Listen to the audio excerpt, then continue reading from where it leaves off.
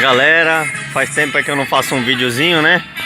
Fazer um videozinho aí do carrão hoje tá estralando, ó. Tamo indo ali em Ilha Solteira. Descarregar essas pecinhas, tamo leves. Vamos voltar leve de lá também. Entendeu? Paramos aqui em Torrinha aqui pra dar um talentinho, né? Dar um café. Tomar aquele café, dar uma mijada, bater os pneus, que eu vou fazer isso agora. Hello, falou. Dá uma batidinha nos pneus, uma retinha, né, galera? Ó.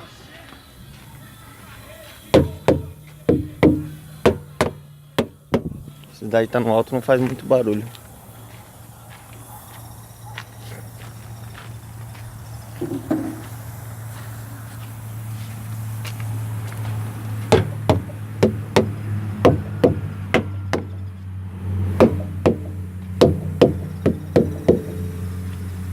Esse de fora tá um pouquinho descalibrado.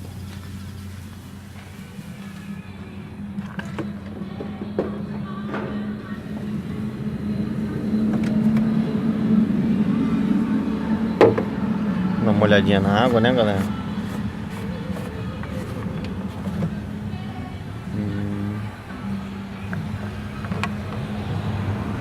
Até a boca.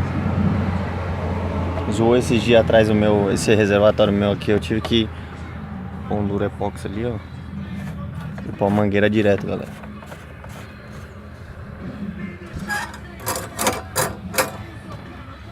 Vambora.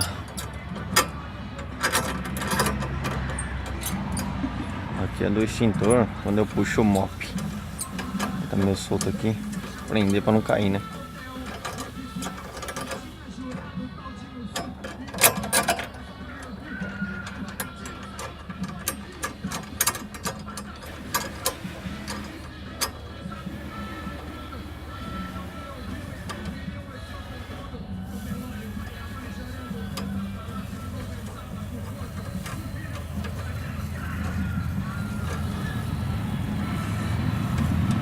Aí, simbora. O carrão tá vazando um pouquinho de diesel aqui.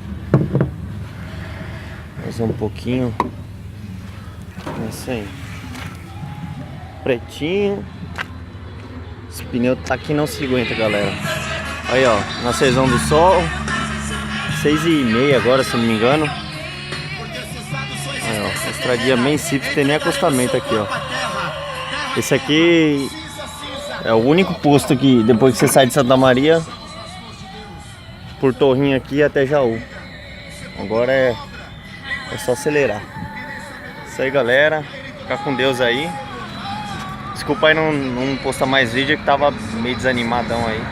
Bom, vamos ver se a gente começa a se animar de novo aí, ó. O carrão já tá no grau de novo.